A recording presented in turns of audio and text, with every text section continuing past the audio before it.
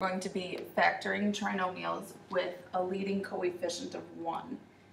What that means is, first of all, remember a trinomial is a polynomial with 3 terms. So when you look at my example up here, our first term is x squared, our second term is bx, and our third term is c. So the leading coefficient is the coefficient of your term with the highest power. When it's in standard form, it's your first term. So our x squared term will have a coefficient of 1. The next section will look at how to factor trinomials when the leading coefficient is not 1.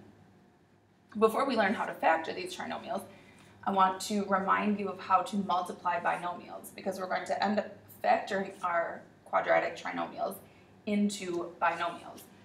So we'll go through this example quick as a reminder. So remember, we distribute every term in the first set of parentheses. So h times h gives us h squared. H times 9 gives us 9h. Negative 5 times h gives us negative 5h. And negative 5 times 9 gives us negative 45. I'm going to stop here because what I want you to notice is when we first distribute these binomials, we end up with 4 terms. So what we're going to do with our trinomial is expand it to 4 terms. So let's talk about where all of these numbers came from. This number came from the plus 9 inside the parentheses. This number came from the minus 5 inside the parentheses. And the negative 45 came from the negative 5 times 9. So when we're factoring, what we're going to be looking for are 2 numbers that multiply to give us our constant, or our c value, and at the same time add to give us our middle term, because when we simplify this, we'll get h squared. We'll add our middle terms together to get a positive 4h, and then our constant is negative 45. So if you think about it, negative 5 times 9 gives us this negative 45, and negative 5 plus 9 gave us the positive 4 that was our middle term.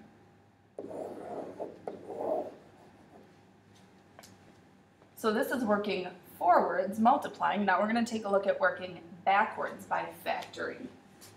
So the first thing we need to do is identify those 2 numbers that will multiply to our constant.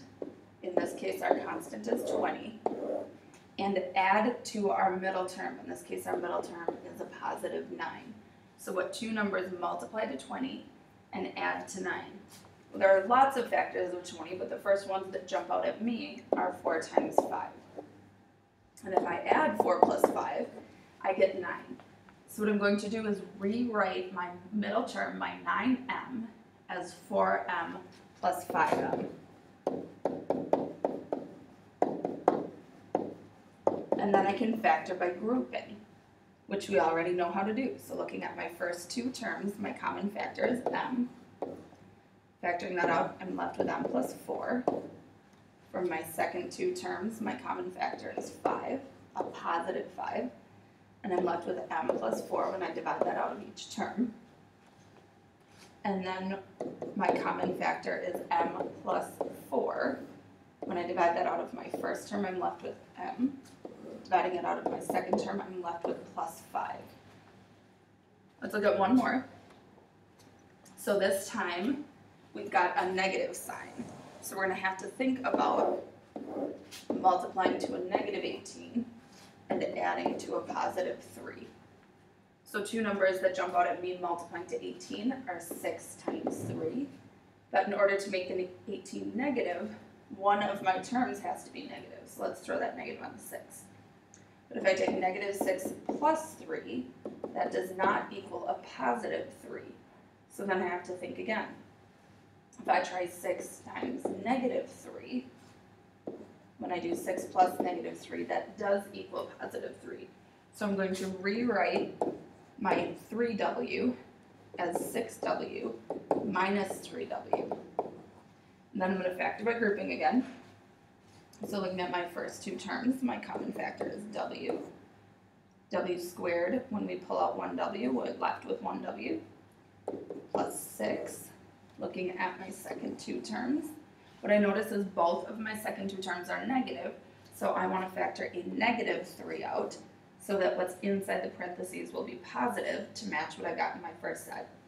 So I'm left with a positive w plus 6 because that negative 18 divided by negative 3 will give me a positive 6.